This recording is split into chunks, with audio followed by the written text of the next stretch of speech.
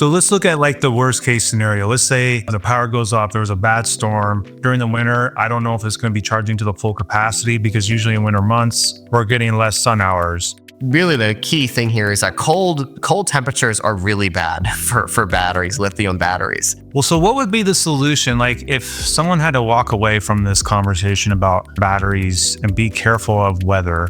Think about it as a design factor.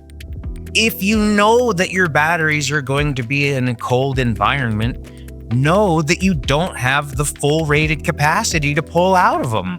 At this temperature, I can only pull 70% out of these batteries of what they're rated for. I'll have to add an extra 30% onto the capacity if I plan to use it in those conditions. You know, and people in those kind of conditions, like we were just at a house over by Schwa's place, and we get the extreme hot and we get the extreme cold. We're thinking about like, oh, we want to put the battery outside, but then it's south facing side of the home where the sun is just pounding on that, especially when it's 105, 110 degrees. So we want to make sure it's in the shade. If it is going to be outside, you probably got to put in some kind of like a little insulation box or building for it. Would you want like a heater for that in those really cold months? Or do you think the heat from the batteries discharging in a well insulated place in a below freezing area would keep it warm enough? Best practices for batteries outside, you need some sort of temperature mitigation device, whether that's a heater, a space heater. I always like redundancy.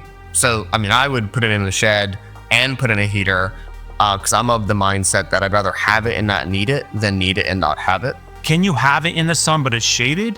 From someone that has done a lot of batteries outside, you can have it in the sun, but it's duration and intensity. I have batteries installed in Vermont. They have it outside in a server rack kind of product that we have, but they have a overhang over it. Like it's protected. They have a heater snapped on a DIN rail, right? And that heater will turn on when the temperature goes below 40 degrees Fahrenheit, right? And they'll power that heater with the battery, so they're not having to purchase from the grid.